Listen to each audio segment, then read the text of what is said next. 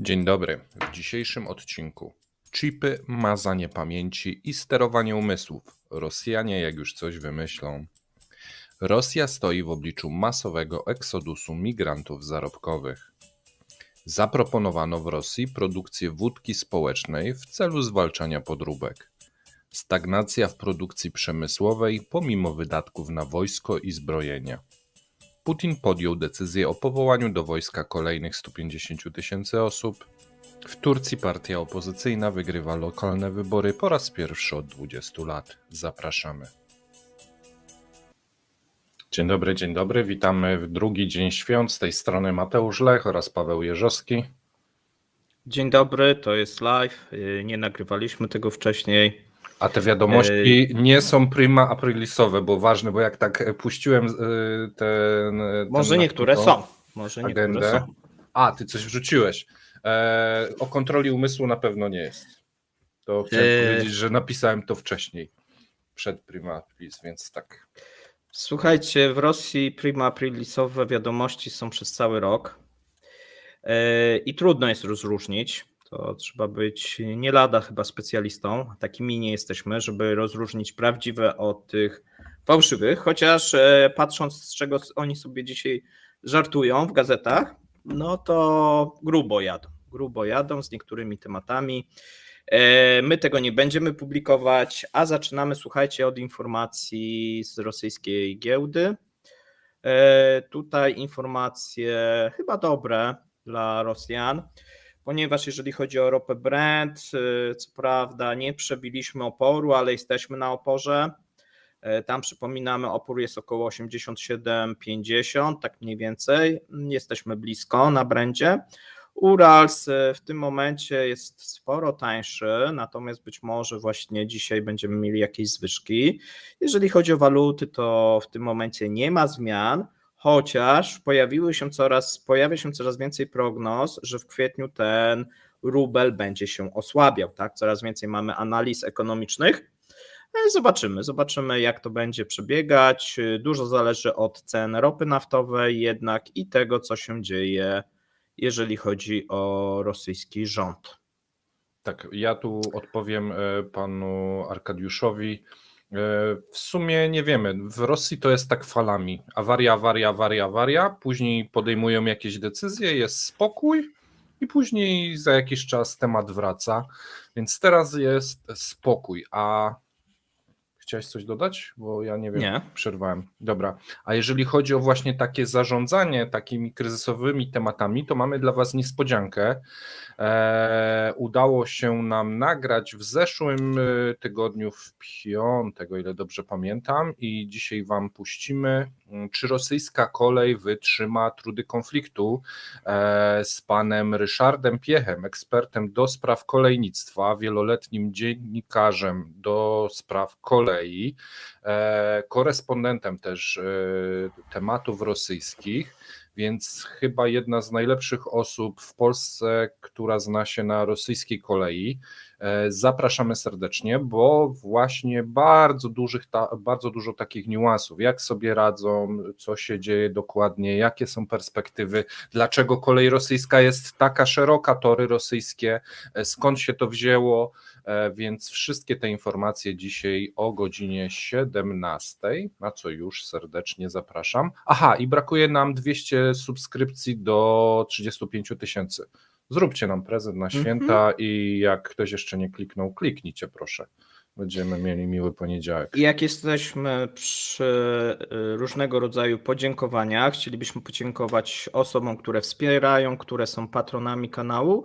Dzięki wam tworzymy nasze treści, pamiętajcie o tym. Brakuje nam 2 osoby do 600, chyba, znaczy nie wiem, czy YouTube dobrze to pokazuje, ale tak wygląda, że 2 osoby brakuje do 600 osób, jeżeli chodzi o społeczność wspierającą, patronów na Patronite oraz osoby na YouTubie.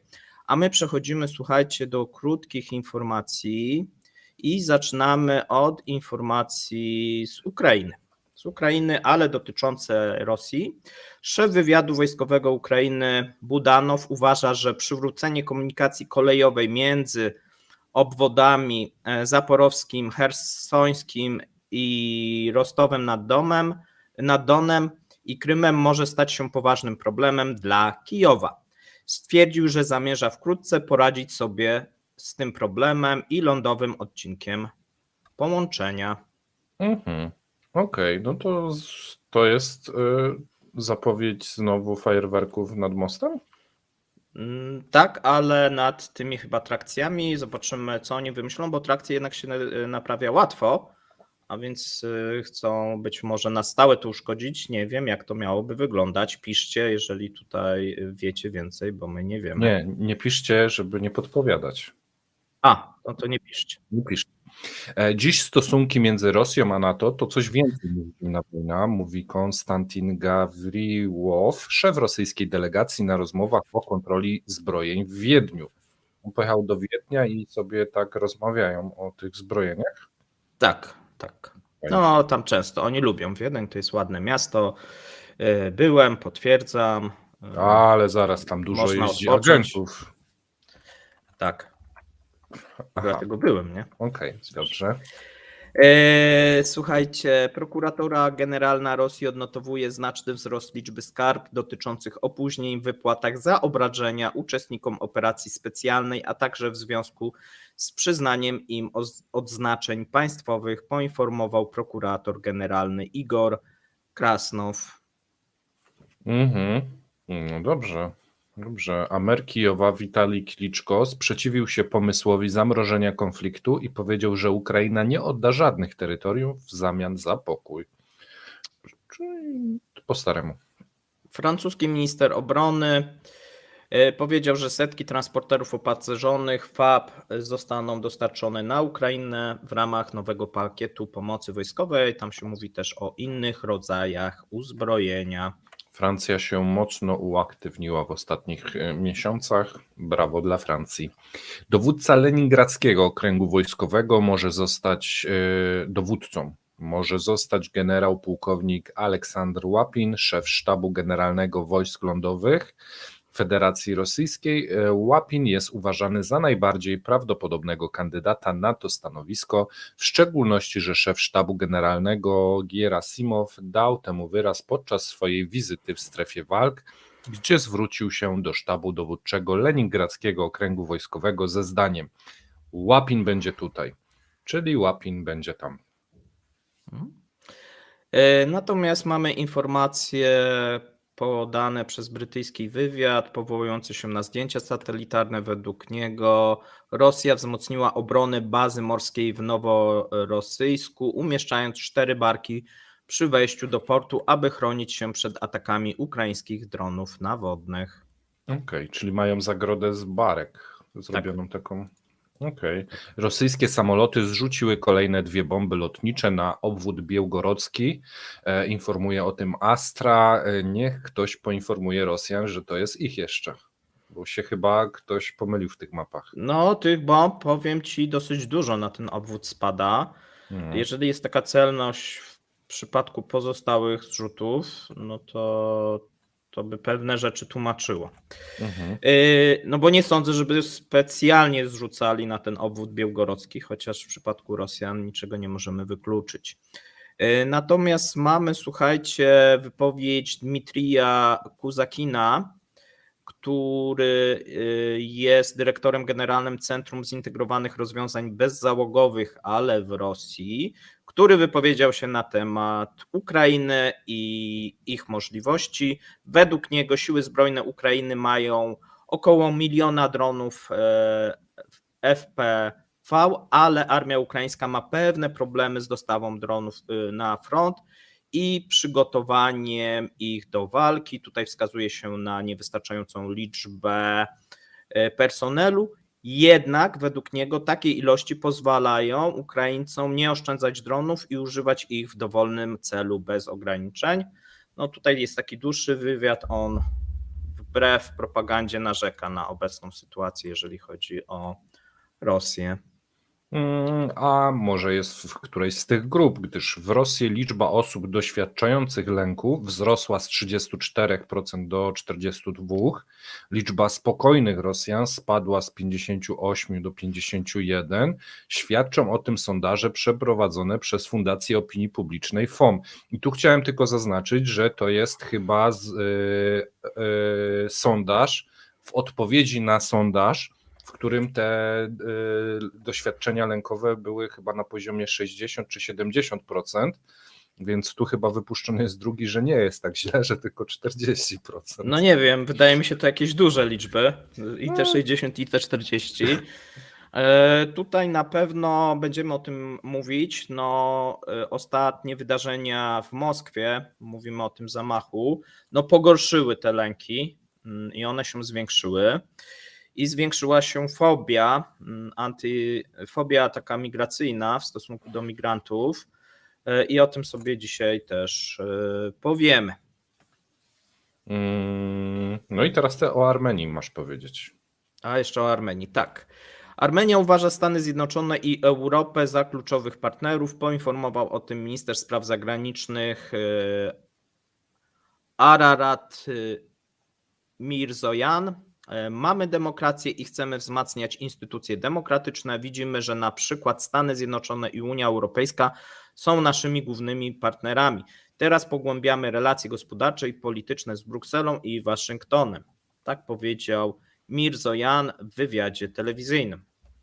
I to jest oczywiście dosyć szeroko komentowane w Rosji. No tak. A jeżeli chodzi o komentarze w Rosji, w rosyjskiej telewizji, to mam dla Was dłuższy artykuł, natomiast to nie jest prima aprilis. Ale zanim do niego przejdziesz, to może byśmy przeszli do konkursu. Jak chcesz, to proszę bardzo. Kubeczek, ale to już nie ten, to bardziej tamten, tylko że ja piję z jednego.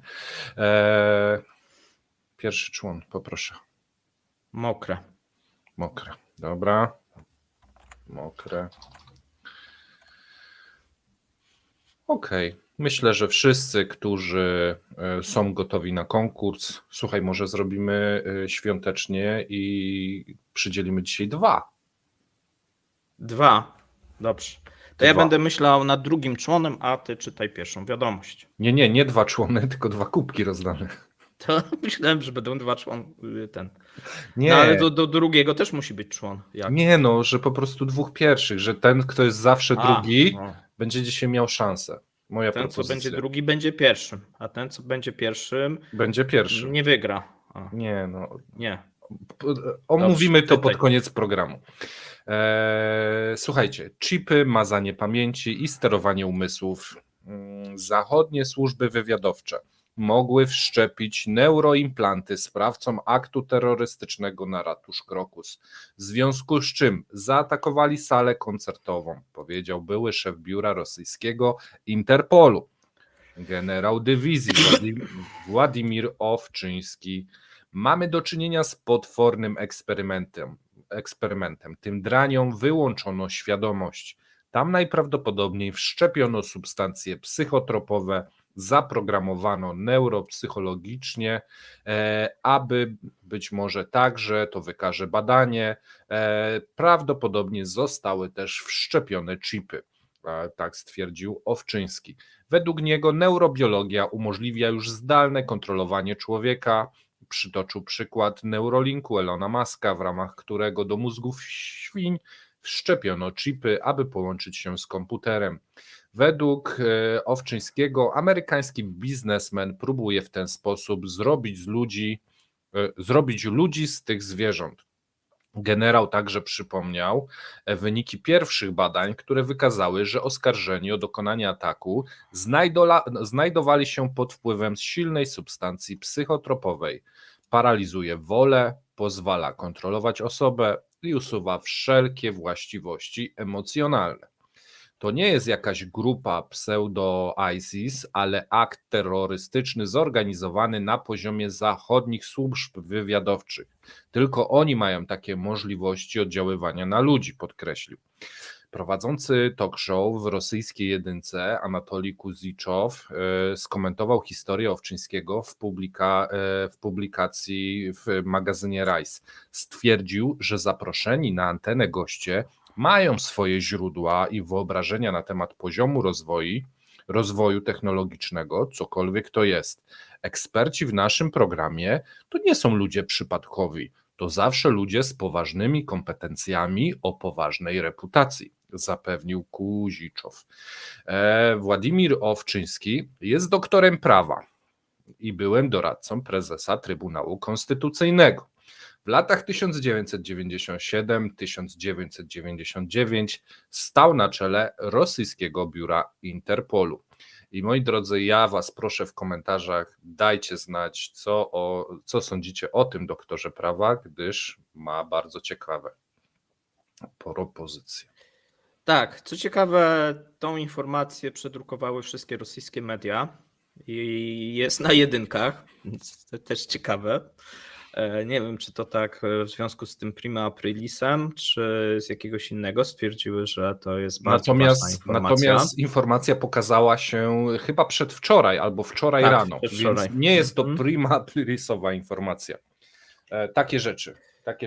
Tak, a słuchajcie, teraz przechodzimy do drugiego punktu. My temu poświęcamy bardzo dużo informacji, bo to jest niezwykle ważne. To, co się dzieje, jeżeli chodzi o migrantów zarobkowych, ponieważ Rosja stanęła w obliczu masowego eksodusu tych migrantów. I tu mówimy nie tylko o Tadżykach i Tadżykistanie, ale również innych kierunkach. Natomiast zaczynamy od obywateli Tadżykistanu, którzy panikują i chcą opuścić Rosję. Niektórzy donoszą o nękaniu na poziomie wewnętrznym po ataku w Krokusie. Tak donosi Ministerstwo Pracy Republiki Tadżykistanu. W Duszanbe zaczęto częściej zwracać również bilety. Tutaj się szacuje, że te zwroty bilety są od 30 do 50%. A więc dosyć dużo osób już wykupione, tak, znaczy oni już kupili i teraz robią zwroty, żeby przynajmniej część pieniędzy odzyskać. Dużo telefonów, bardzo dużo telefonów i są to nie tylko narzekania, dalej czytamy, i są to nie tylko narzekania na opresję, co ludzki strach przed rosyjskimi obywatelami. Panika, wielu chce wyjechać i wrócić do ojczyzny. Teraz monitorujemy sytuację, więcej ludzi przyjeżdża do Tadżykistanu niż wyjeżdża, powiedział wiceminister pracy Tadżykistanu Nodiri. Wezwał, aby nie ulegać prowokacyjnym wypowiedziom w internecie, które sieją nienawiść etniczną. Jednocześnie Nodiri zauważył, że często już zdarzają się przypadki nękania obywateli Tadżykistanu na poziomie codziennym, a przedstawicielstwo tadżyckiego Ministerstwo Pracy w Rosji otrzymało wiele wiadomości z pogróżkami po ataku. Większość tutaj się podaje ponad 627 652 tysięcy migrantów zarobkowych z Tadżykistanu wyjeżdża do pracy do Rosji, przy czym tutaj też są dane, że tych osób jest więcej, bo część na stałe mieszka w Rosji i jest pochodzenia tadżyckiego. W sumie w Rosji jest około 10 milionów migrantów zarobkowych, jest teraz duże zapotrzebowanie na siłę roboczą.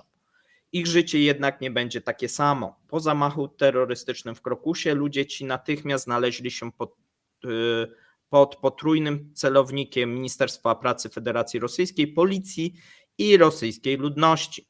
Spółdzielnie mieszkaniowe proszą sąsiadów wynajmowanych mieszkań o anonimowe zgłaszanie osób, które mogą być nielegalnie zameldowane, a donosy na policję w stosunku do migrantów stały się już codziennością. Narasta fobia migracyjna. Do lata, kiedy prace budowlane w Rosji nasilą się, część migrantów być może jednak wróci, ale wtedy pracodawcy będą musieli im zapłacić więcej. Obcokrajowcy raczej nie zgodzą się na poprzednie warunki, a stanie się to prawdopodobnie z obejściem również prawa, stosując kolejne szare schematy. Jednocześnie zaostrzona zostanie kontrola organów ścigania, co również podniesie koszty pracodawców. Obecnie masy migrantów z Azji Centralnej są zastępowane przez przybyszów z Afryki i Azji. To nie przypadek, że zimą do Rosji sprowadzono kilka tysięcy robotników z krajów afrykańskich, którzy na przykład bardzo aktywnie odśnieżali Moskwę podczas opadów śniegu. Jednak tutaj większość ekspertów powątpiewa w ten kierunek. Na początek trzeba ich nauczyć języka rosyjskiego, którą podstawową znajomość posiadają ci sami Tadżycy, Uzbecy czy Kirgizi. Dla tych ostatnich jest to swojska przestrzeń kulturalna dzięki radiu, telewizji i książkom. Osoba z Kenii będzie miała nieporównywalne większe trudności w przystosowaniu się do rosyjskich realiów niż migrant z sąsiednich krajów. Takie problemy, które są często związane nie tylko z barierą językową, są obarczone wybuchami zachowań dewiacyjnych, antyspołecznych i przestępczych. W rezultacie ryzyko może przewyższać korzyści. Także prognozy dla rynku pracy malują się w dosyć ciemnych barwach. Tak, Bululf, Kubańczycy i Afrykańczycy odśnieżali Moskwę. Były zdjęcia, chyba nawet publikowaliśmy, że ściągnęli takich ludzi. No z tymi mniejszościami to tu Gumisiek bardzo ładnie to podsumował, a nas oskarżają o rusofobię. To zobacz, jaka tam jest teraz tadżykofobia w Rosji. Nie, tam zawsze była. Tam nie było takiej poprawności politycznej, bo nawet eksperci mówią, że więcej przybyszów z Afryki to jeszcze większe problemy niż jeżeli chodzi o tych przybyszów z Azji Centralnej.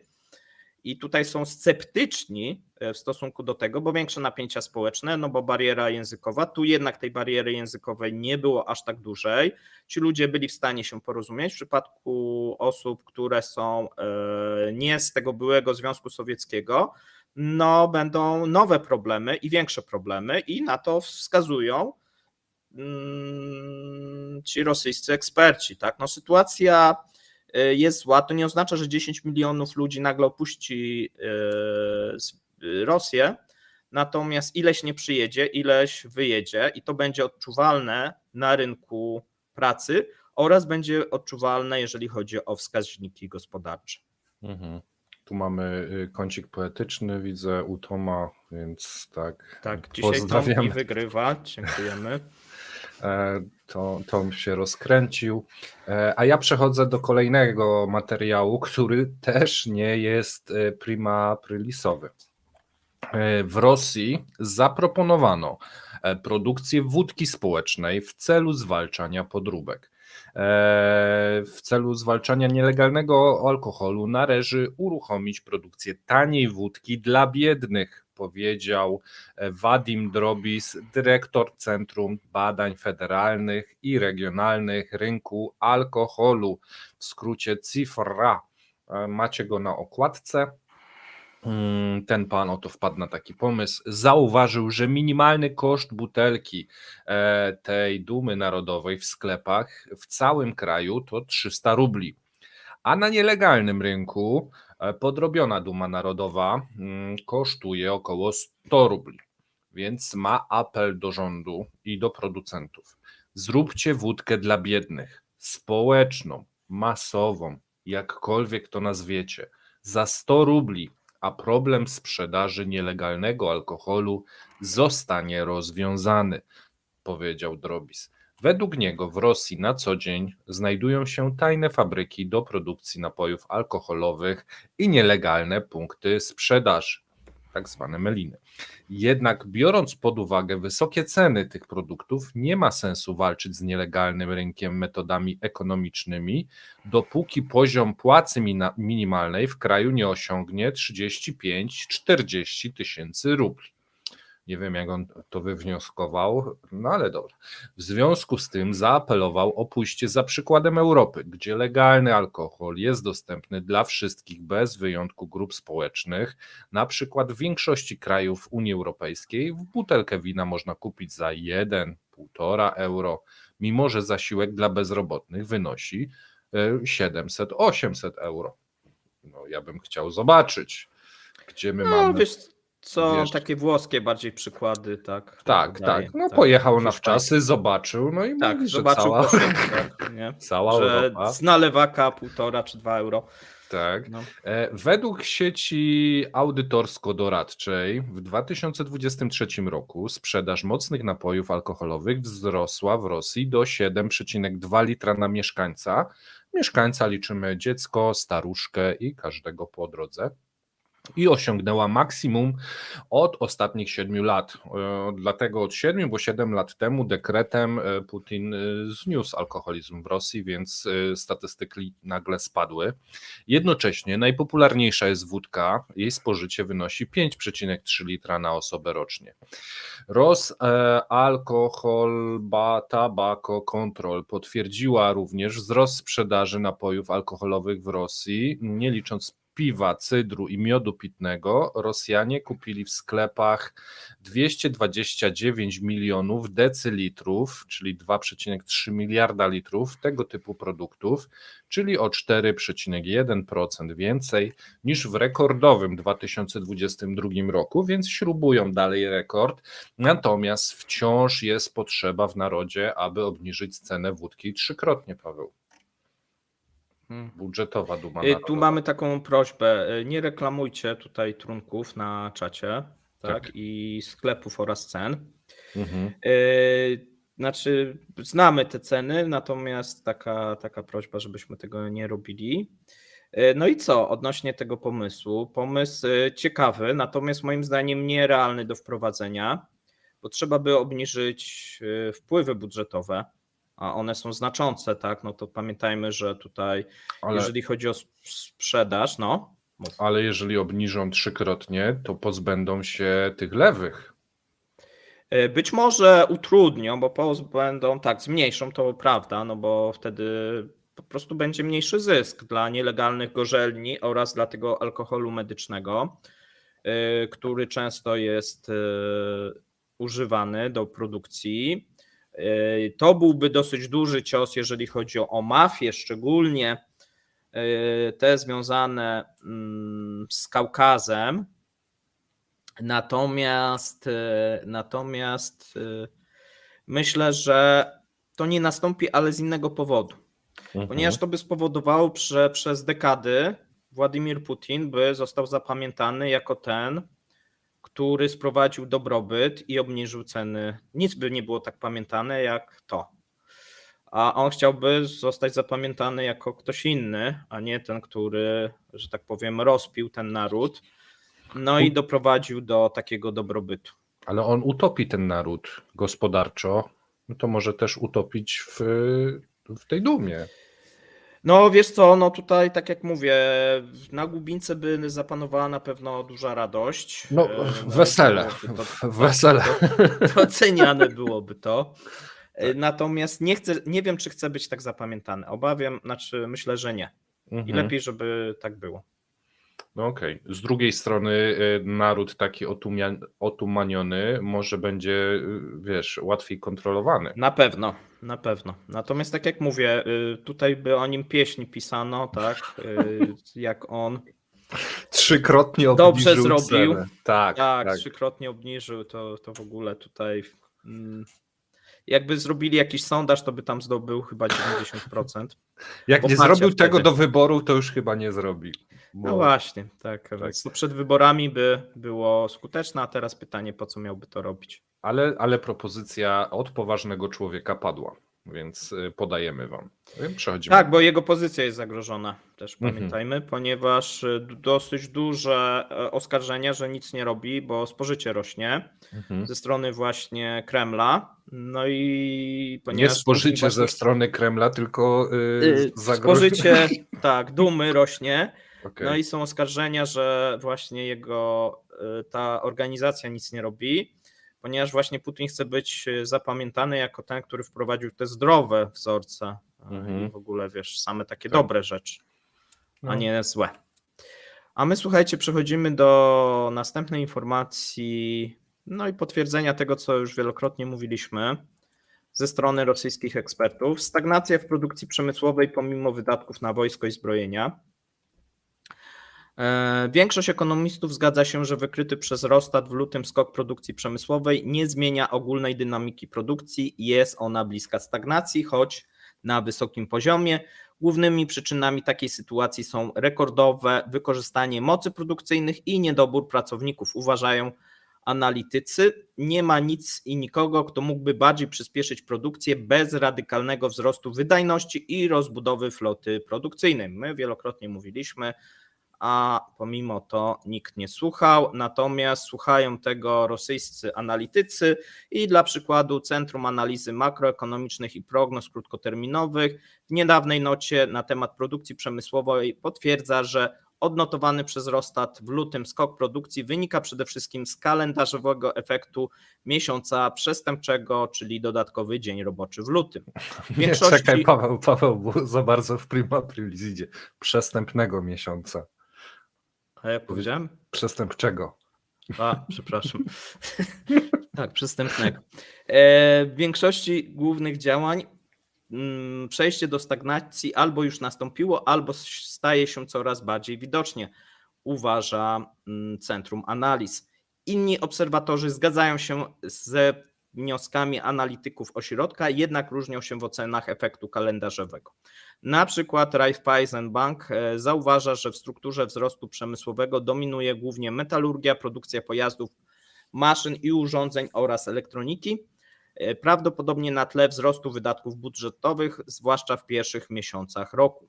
Znaczna część innych branż, ukierunkowanych przede wszystkim na popyt wewnętrznych, pozostaje jednak w stagnacji, a nawet w recesji, przekonują ekonomiści banku. Analitycy przypominają, że głównymi przyczynami hamowania tempu wzrostu przemysłu były i są wysokie wykorzystywanie mocy produkcyjnych, sądząc z podanych z różnych branż. Osiągnęły one i utrwaliły się na wieloletnich maksimach w połowie 2023 roku oraz niedobór na rynku pracy, zwracając jednocześnie uwagę na czynnik dodatkowego ograniczenia produkcji ropy naftowej planowanej na ten rok. Wszystko to według Raiffeisen Bank zahamuje rozwój przemysłu w przyszłości. Najbardziej optymistyczne Ministerstwo Gospodarki jeszcze we wrześniu 2023 przewidywało wzrost w przemyśle w 2024 na poziomie 2,6, obecnie obniża prognozy do 2%. A w obecnych analizach brakuje efektu migrantów, bo jeszcze nikt nie zdążył uwzględnić. No tak. Tu powiedziałeś, że nikt nie słuchał, nasi widzowie wiernie słuchają. Tu chciałem poprawić, że tak, wy tak. Ale trzeba powiedzieć, że nasza wiedza jest bardzo niszowa i mimo tego, że dużo robimy, to wciąż bardziej słuchalni są ludzie, którzy piszą książki. Czyli możemy więcej robić. Tak. Możemy robić więcej, efekt będzie ten sam. W sensie... Tak, godna poprawka. Ja przechodzę do kolejnego materiału, bo już też widziałem, że ojej, Putin podpisał, już powołują do wojska kolejnych 150 000 osób. Tak, ale słuchajcie, to chodzi o wiosenny, coroczny pobór, więc też... Tak, ale tam jest taka mała gwiazdka i o tej gwiazdce opowiem. Tak, dobrze. To bo ja nie uspokoję. Dobrze. Nabór odbędzie się w dniach 1 kwietnia, 15 lipca. Według nowych przepisów, które weszły w życie 1 stycznia, obejmuje ona obywateli w wieku 18-30 lat, którzy nie znajdują się w rezerwach. Wcześniej górna granica, o czym mówiliśmy, była 27 lat, teraz trzeba sięgać już nawet po 30-latków.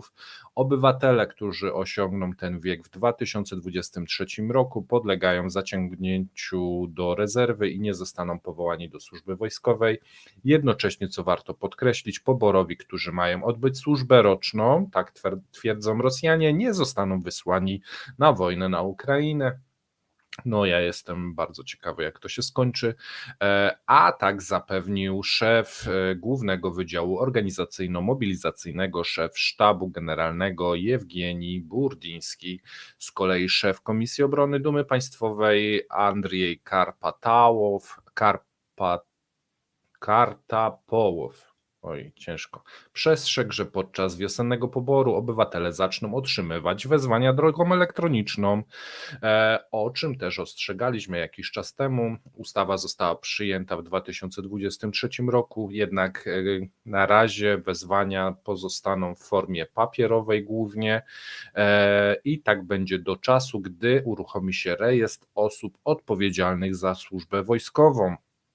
W lipcu rząd zatwierdził nową procedurę poboru polegającej na digitalizacji ksiąg wojskowych. Zmieniono przepisy, aby umożliwić powiadamianie drogą elektroniczną, a nie tylko osobiście lub za pośrednictwem pracodawcy, bo taka forma też obowiązuje. Przyjęto też zapis o utworzeniu jednolitego rejestru osób podlegających odbyciu służby wojskowej.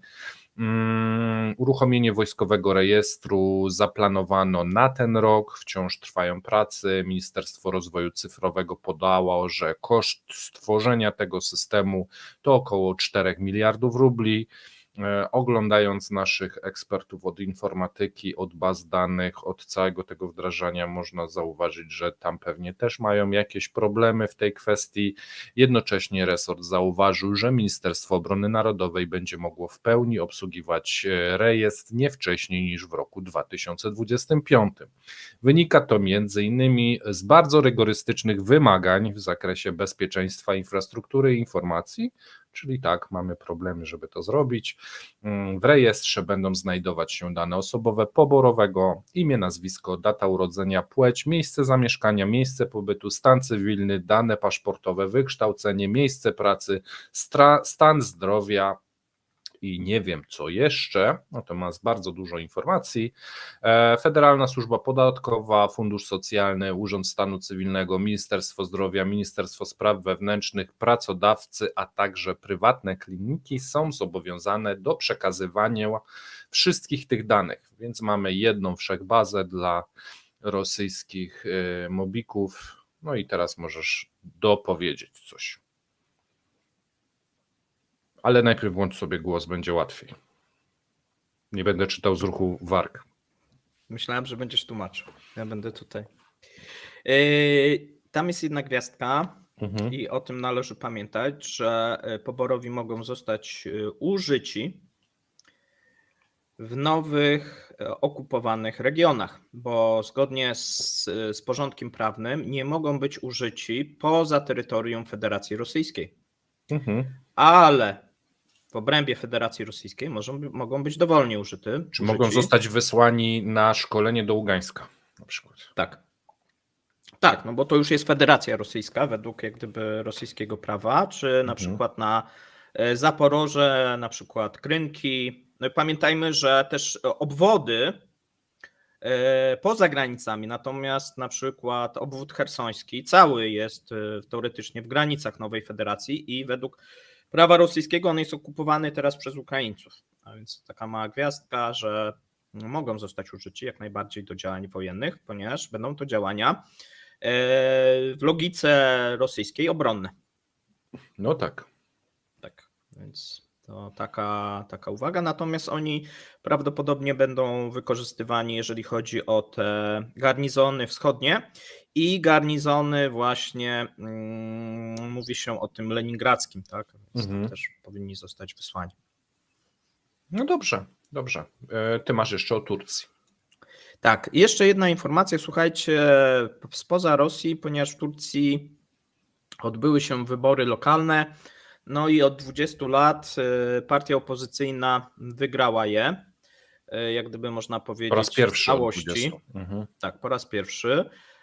Prezydent Turcji Erdogan powiedział, że jego partia Sprawiedliwości i Rozwoju AKP nie osiągnęła pożądanych rezultatów w wyborach samorządowych. Opozycyjna Republikańska Partia Ludowa pokonuje partię rządzącą po raz pierwszy od 20 lat.